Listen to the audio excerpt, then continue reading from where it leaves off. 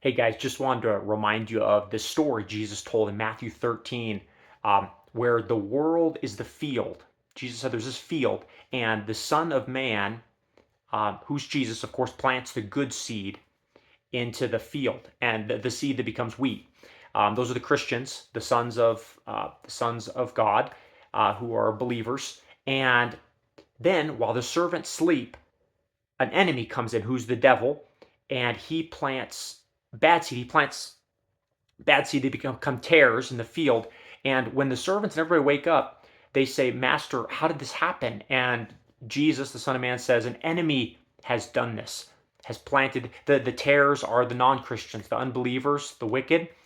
And here's what happens. The servants say, Lord, you want us to gather out the bad right now? And Jesus says, no.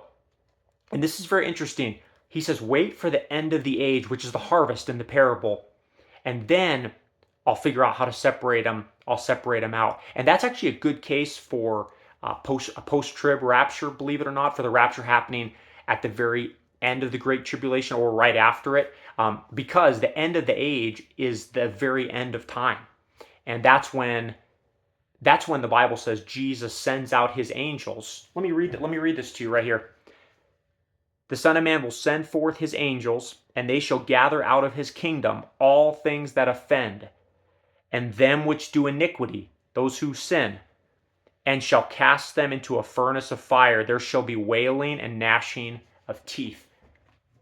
So Jesus, that's sobering, but Jesus literally said, those who continue in sin, and those people that offend others are gathered up, and they will be thrown into hell. That's what that is, forever and ever. No second chances. That'll be it. There's a finality to it, and there will be wailing, torment, gnashing of teeth. So you don't want to be those tares. Trust me, you want to be the good seed that becomes the wheat. The Bible says that those people will shine like the sun in the kingdom of their Father. That's amazing. It'll be better than we can imagine. Heaven will be incredible. Um, and so that's the parable. But notice something important. Jesus doesn't send forth his angels, that's the rapture, to gather up. And he doesn't gather up his people and weed out the bad people until the very end of the age, until the harvest.